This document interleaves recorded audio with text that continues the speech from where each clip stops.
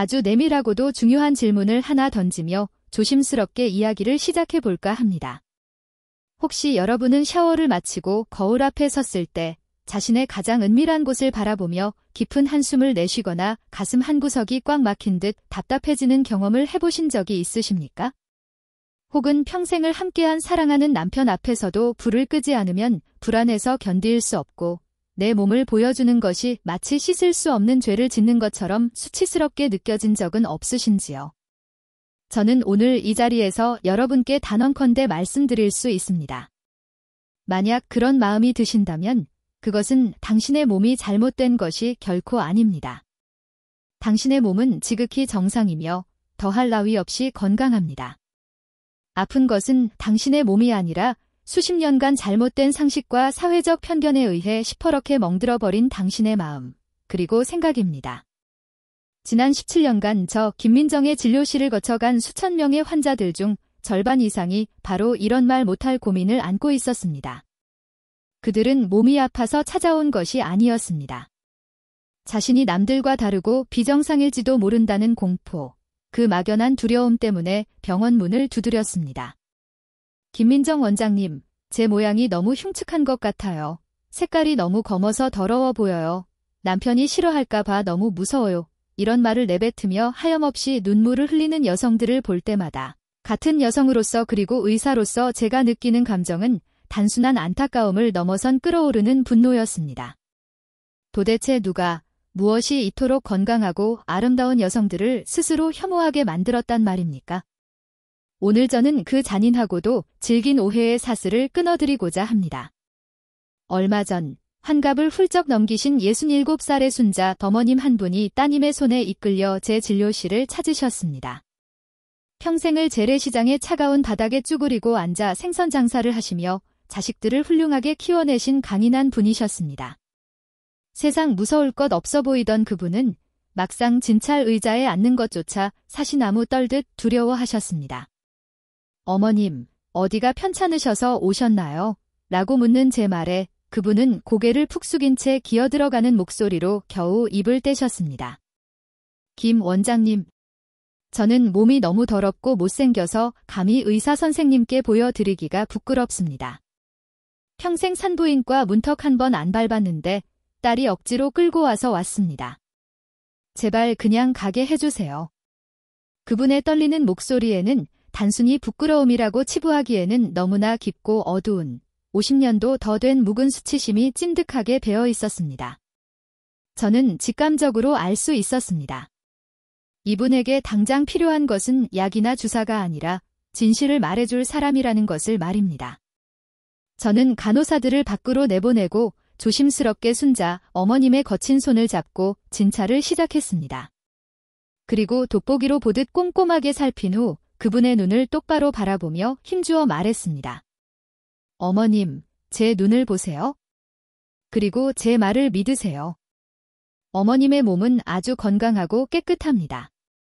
지극히 정상적인 모습이며 다른 여성분들과 조금도 다르지 않습니다. 제 말이 끝나기가 무섭게 그분의 눈에서는 굵은 눈물방울이 뚝뚝 떨어지기 시작했습니다.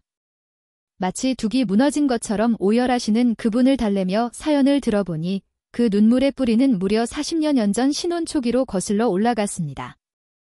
결혼한 지 얼마 되지 않아 남편과 잠자리를 하던 어느 날 술에 잔뜩 취한 남편이 무심코 던진 말 한마디가 비수가 되어 그분의 가슴에 꽂혔던 것입니다. 당신은 다른 여자들하고는 좀 다르게 생겼네? 색깔도 거무튀튀하고 모양도 영 이상하네. 그 말에 남편이 아기가 있었는지 아니면 그저 취기에 헛소리를 한 것인지는 중요하지 않았습니다. 갓 결혼한 순진했던 새색시에게 그 말은 나는 기형이다, 나는 더럽다, 나는 사랑받을 자격이 없다라는 낙인과도 같았습니다. 그날 이후 순자 어머님은 50년 가까운 세월 동안 단 한 번도 남편 앞에서 불을 켜지 못했습니다. 남편이 다가오면 몸이 돌처럼 굳었고 부부관계는 사랑을 나누는 기쁨의 시간이 아니라 자신의 흉한 비밀을 들킬까봐 전전긍긍하는 형벌의 시간으로 변해버렸습니다. 심지어 찜통 같은 한여름에도 덥고 습한 내복을 겹겹이 껴입으며 자신의 몸을 꽁꽁 숨겼고 남들은 다 가는 대중목욕탕조차 마음 편히 가지 못하셨다고 합니다. 여러분, 이것이 과연 순자 어머님 한 분만의 이야기일까요? 아닙니다. 지금 이 이야기를 듣고 계신 여러분 중에도 비슷한 상처를 안고 계신 분들이 분명히 있을 것입니다. 남편의 무지한 말 한마디, 혹은 인터넷이나 텔레비전에서 떠드는 왜곡된 미의 기준이 얼마나 무서운 폭력이 될 수 있는지 우리는 깨달아야 합니다. 의사로서 분명히 말씀드립니다. 여성의 외음부 모양에는 정답이 없습니다. 세상에 똑같이 생긴 얼굴이 단 한 명도 없듯이 여성의 그곳 모양 역시 70억 인구만큼이나 다양합니다. 어떤 분은 소음순이 작고 안으로 얌전하게 말려 들어가 있기도 하고 어떤 분은 꽃잎처럼 밖으로 풍성하게 늘어져 있기도 합니다. 또 어떤 분은 좌우의 크기가 비대칭이기도 하고 주름이 많거나 적기도 합니다. 이 모든 형태가 기능적으로 아무런 문제가 없는 완벽한 정상입니다. 마치 숲속의 나무들이 다 다르게 생겼지만 그 자체로 울창한 숲을 이루는 것처럼 여러분의 몸은 유전적 다양성의 아름다운 결과일 뿐 결코 기형이나 비정상이 아닙니다. 이것은 제 개인적인 위로가 아니라 전 세계 산부인과 학회가 인정하는 명백한 의학적 팩트입니다. 10년 전 이탈리아 로마에서 열린 국제여성건강학회에 참석하여 세계적인 석학인 소피아 박사를 만난 적이 있습니다. 백발이 성성한 소피아 박사는 여성의 해부학적 다양성에 대해 평생을 연구해온 권위자였습니다. 그분이 제게 보여준 수천 장의 임상사진 데이터는 충격적이면서도 감동적이었습니다. 18세부터 50세까지 500명의 건강한 여성을 대상으로 조사한 결과 표준이라고 부를 만한 단일 형태는 단 하나도 없었습니다. 소피아 박사는 저에게 로마의 판테온 신전 이야기를 해주었습니다. 김 선생, 판테온을 바치고 있는 수많은 기둥을 보았소? 얼핏 보면 다 똑같아 보이지만 자세히 보면 굵기도, 무늬도, 깎인 각도도 미세하게 다 다릅니다.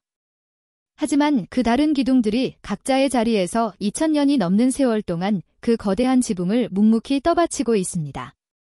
만약 누군가 저 기둥은 조금 비뚤어졌으니 뽑아버리고 저 기둥은 색이 바랬으니 갈아치우자고 한다면 신전은 무너지고 말 것입니다. 여성의 몸도 이와 같습니다.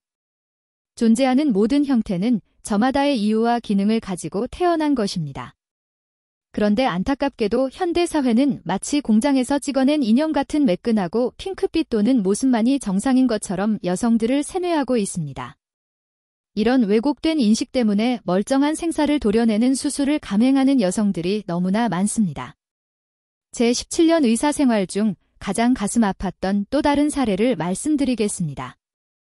40대 중반의 한 여성분이 소음순 성형 수술을 간절히 원하며 찾아오셨습니다. 이유를 물으니 모양이 예쁘지 않아서 남편이 잠자리를 피하는 것 같다는 것이었습니다. 저는 1시간 넘게 그분을 설득했습니다. 환자분의 몸은 해부학적으로 완벽합니다. 수술을 하면 오히려 예민한 성감신경이 손상되어 감각이 무뎌질 수 있습니다. 제발 하지 마십시오. 하지만 그분은 제 만류를 뿌리치고 결국 다른 병원에 가서 수술을 받으셨습니다. 그리고 몇 달 뒤 그분은 퉁퉁 붓고 흉터가 생긴 몸을 이끌고 다시 저를 찾아와 통곡하셨습니다. 원장님, 예전보다 더 아프고 욱신거려요. 그리고 무엇보다 아무런 느낌이 없어요. 제 몸이 죽어버린 것 같아요. 여러분, 우리의 외음부는 수만 개의 미세한 말초 신경과 혈관이 집중되어 있는 고감도 감각기관입니다. 단순히 보기에 좋으라고 혹은 남편에게 예쁘게 보이려고 함부로 칼을 댈 수 있는 부위가 아닙니다. 한번 잘려나간 신경은 다시는 재생되지 않습니다. 예뻐지려다가 평생 느껴야 할 여성으로서의 쾌감과 기쁨을 영원히 잃어버리는 비극이 발생해서는 안 됩니다. 소음순이 늘어지거나 비대칭인 것은 병이 아니라 당신의 몸이 그만큼 유연하고 탄력 있다는 증거일 수도 있습니다. 색깔에 대한 오해 역시 반드시 바로잡고 넘어가야겠습니다. 많은 분이 저는 왜 이렇게 검은가요? 때가 낀 건가요? 하며 부끄러워하십니다. 심지어 떼수건으로 빡빡 밀어서 피가 나게 하거나 독한 미백 크림을 발라 피부염이 생겨서 오시는 분들도 계십니다. 의학적으로 명쾌하게 설명해 드리겠습니다. 우리 몸의 생식기 주변은 태어날 때부터 멜라닌 세포의 밀도가 다른 피부보다 훨씬 높은 부위입니다. 그리고 사춘기가 지나고 2차 성징이 시작되면서 성호르몬의 영향으로 멜라닌 색소가 더욱 활발하게 침착되는 것이 자연의 섭리입니다. 또한 평생 속옷을 입고 생활하며 발생하는 지속적인 마찰, 생리대와의 접촉, 임신과 출산 과정에서의 호르몬 변화 등이 모두 색을 짙게 만드는 원인입니다. 즉, 거뭇한 색깔은 더러운 때가 아니라 당신이 치열하게 살아온 여성으로서의 역사이자 훈장인 것입니다. 그것을 하얗게 만들겠다는 것은 자연의 법칙을 거스르는 행위이며 연약한 점막 조직에 씻을 수 없는 상처를 남기는 자해 행위와 다름없습니다. 검은 것은 건강한 것입니다. 검은 것은 당신의 호르몬이 정상적으로 작동하고 있다는 가장 확실한 증거입니다. 자, 이제 모양과 색깔에 대한 강박을 내려놓으셨다면 이제는 실질적인 건강관리, 즉 위생에 대한 이야기로 넘어가겠습니다. 여기서 여러분은 지금까지 철석같이 믿어왔던 상식을 송두리째 뒤집어야 할지도 모릅니다. 지금 당장 여러분의 욕실을 떠올려 보십시오. 혹시 여성 청결제, 향기 나는 바디워시, 혹은 알칼리성 비누가 눈에 잘 띄는 곳에 놓여 있지는 않습니까? 만약 그렇다면 그것들을 당장 치우셔야 합니다. 대부분의 여성은 냄새가 날까봐 혹은 분비물이 찝찝해서 비누 거품을 풍성하게 내어 안쪽까지 꼼꼼하게 닦아냅니다. 심지어 개운한 느낌을 원해서 샤워기에 강한 물줄기를 질랩으로 직접 쏘아 씻어내기도 합니다. 의사로서 단호하게 경고합니다. 이것은 씻는 것이 아니라 당신의 몸을 지키고 있는 최정의 방위군을 몰살시키고 적군에게 성문을 활짝 열어주는 것과 같은 위험천만한 행동입니다. 여성의 질 내부는 그 자체로 완벽한 자가 정화 시스템을 갖춘 거대한 생태계입니다. 건강한 여성의 질은 pH 3.5에서 4.5 사이의 약산성을 유지하도록 설계되어 있습니다. 이 산성 환경은 자연이 선물한 천연 살균제와 같습니다. 이 산성 환경에서는 외부에서 침입한 대장균, 포도상구균 같은 나쁜 세균이나 곰팡이가 단 1분도 생존할 수 없습니다. 그리고 이 산성 환경을 유지하는 1등 공신은 바로 락토바실러스라고 불리는 유익균들입니다. 이 고마운 유익균들은 질벽에 단단히 붙어서 젖산을 만들어내고 나쁜 균이 들어오지 못하도록 산성 보호막을 형성하고 있습니다. 그런데 여러분이 알칼리성 비누나 바디워시를 사용하는 순간 어떤 일이 벌어질까요? 초등학교 과학 시간에 배우셨을 겁니다. 산성과 알칼리성이 만나면 중화가 되어 버립니다. 비누 거품이 닿는 순간 질 내부의 산성 보호막은 순식간에 파괴되고 중성으로 변해버립니다. 그 결과 산성 환경에서만 살 수 있는 유익균 락토바실러스는 전멸하게 됩니다. 방어군이 사라진 빈자리는 누가 차지할까요? 바로 호시탐탐 기회를 노리던 가드넬라균 같은 세균이나 칸디다 같은 곰팡이들입니다. 이 나쁜 균들은 알칼리성 환경을 아주 좋아합니다. 유익균이 사라지자마자 폭발적으로 번식하기 시작하며 이때부터 생선 비린내 같은 악취가 나고 노란색이나 회색의 냉이 쏟아지며 참을 수 없는 가려움증이 시작되는 것입니다. 아이러니컬하게도 여러분이 냄새를 없애려고 더 열심히 비누로 씻을수록 냄새는 더 심해지고 질염은 만성으로 악화하는 악순환의 고리에 빠지게 됩니다. 제 진료실을 찾는 만성질염 환자의 90% 이상이 안 씻어서가 아니라 너무 과하게 씻어서 병을 키운 경우입니다. 그렇다면 도대체 어떻게 씻는 것이 정답일까요? 제가 17년간 수만 명의 환자에게 처방해온 방법은 놀라울 정도로 단순하고 돈이 들지 않는 방법입니다. 바로 미지근한 흐르는 맹물입니다. 샤워할 때 비누나 세정제는 손이나 발, 겨드랑이에만 사용하십시오. 그리고 가장 소중한 그곳은 오직 깨끗한 물로만 손바닥을 이용해 겉면만 부드럽게 닦아주십시오. 손가락을 넣어 안쪽을 닦는 것은 절대 금물입니다. 질 내부는 점막으로 이루어져 있어 스스로 분비물을 배출하며 정화하는 능력이 있습니다. 눈에 먼지가 들어가면 눈물이 나와 씻어내듯이 질도 냉이라는 분비물을 통해 찌꺼기를 밖으로 밀어냅니다.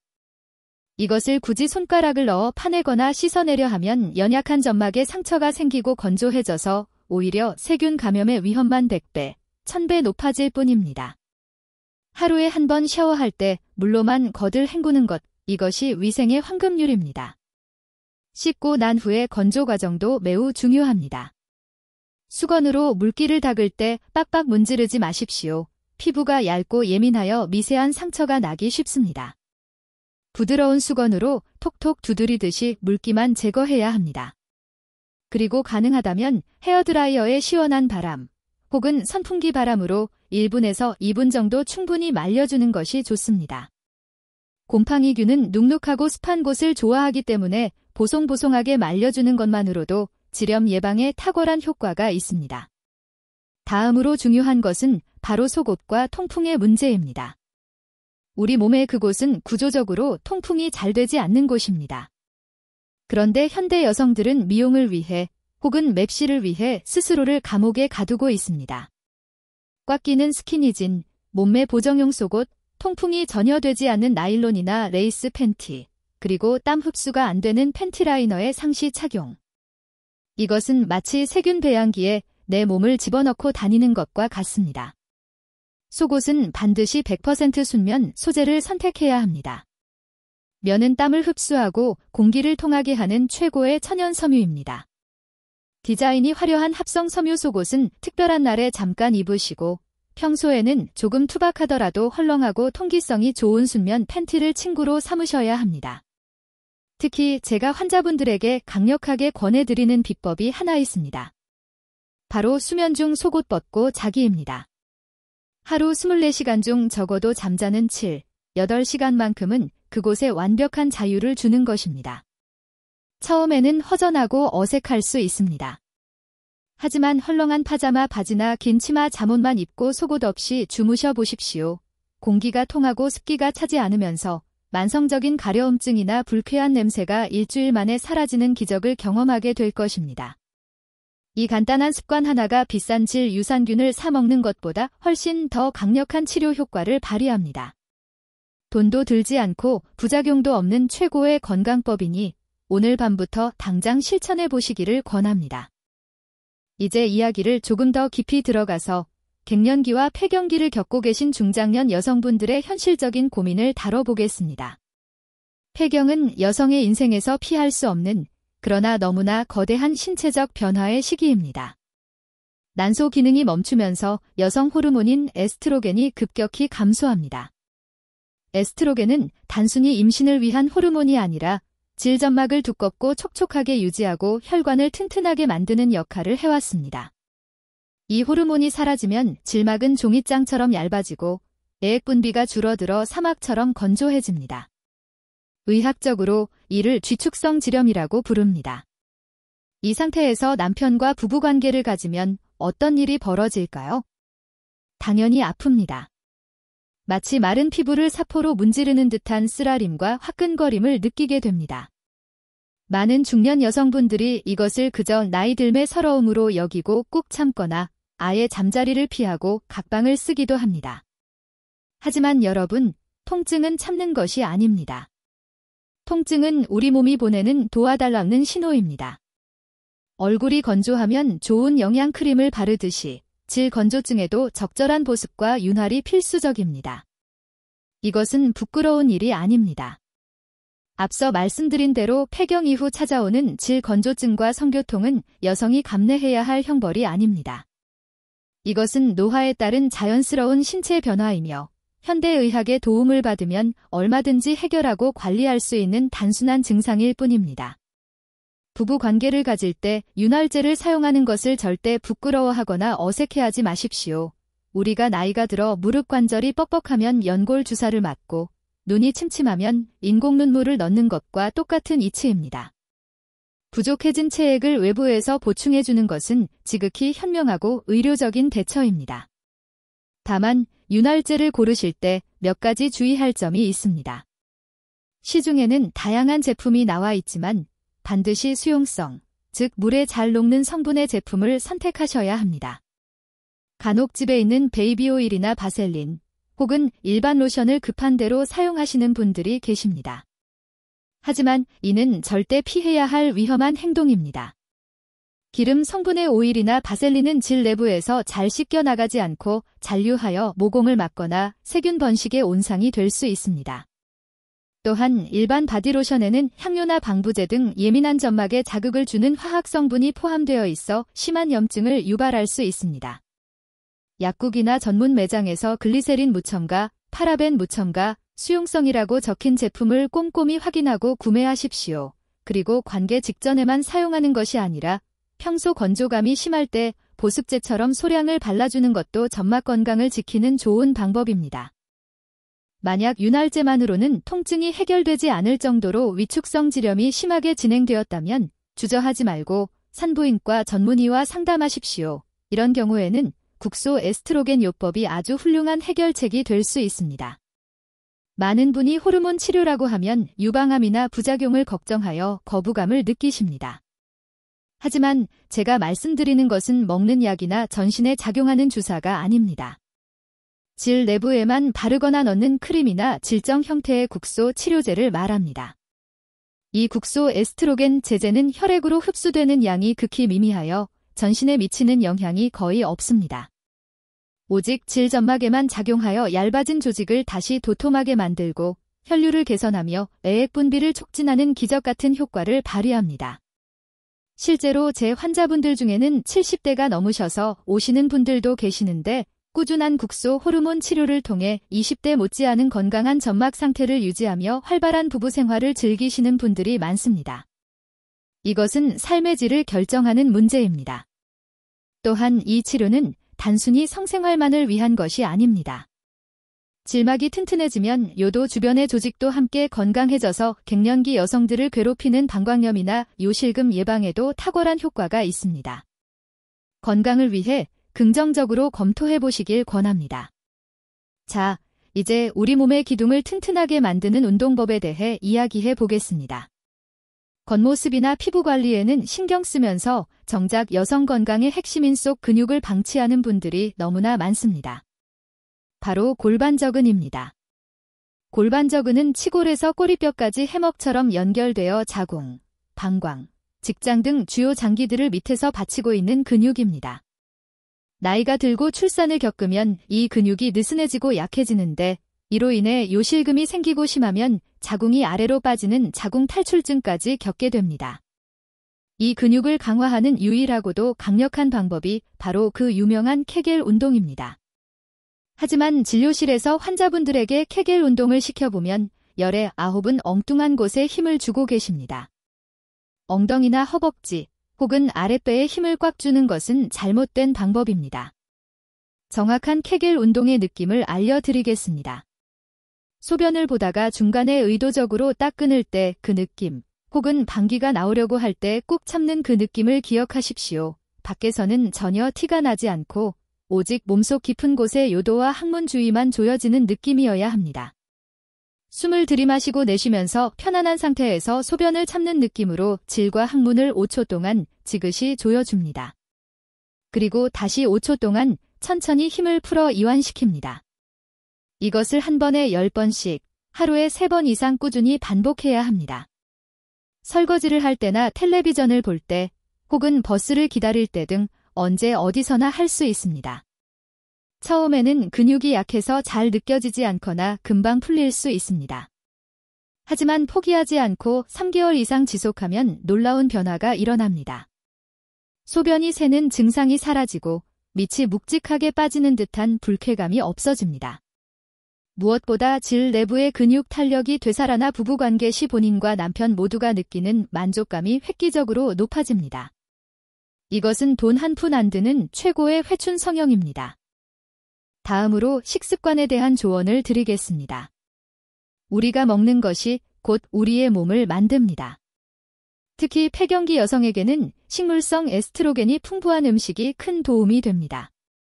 대표적인 것이 콩과 석류 등입니다. 콩에 들어있는 이소플라본이라는 성분은 우리 몸속의 여성 호르몬과 유사한 구조를 가지고 있어 부족해진 호르몬의 역할을 일부 대신해 줍니다. 두부, 두유, 된장 등 콩으로 만든 음식을 매일 꾸준히 섭취하는 것만으로도 안면, 홍조나 질 건조증 완화에 도움이 됩니다. 하지만 무엇보다 중요한 것은 물입니다. 우리 몸의 점막이 촉촉해지려면 기본적으로 체내 수분이 충분해야 합니다. 하루에 8잔 이상의 미지근한 물을 마시는 습관은 질 건강뿐만 아니라 피부 노화 방지에도 필수적입니다. 커피나 탄산음료는 이뇨 작용으로 오히려 수분을 빼앗아가니 자제하는 것이 좋습니다. 이제 마지막으로, 그리고 가장 중요하게 다루고 싶은 주제인 부부간의 소통과 심리적 치유에 대해 말씀드리겠습니다. 제가 일부에서 소개해드렸던 그 67살 순자 어머님의 이야기를 기억하십니까? 평생을 자신의 몸이 더럽다고 생각하며 불을 끄고 사셨던 그분 말입니다. 그날 진료실에서 저 김민정 원장과 긴 상담을 하고 펑펑 우신 뒤 어머님은 50년 만에 처음으로 용기를 내셨습니다.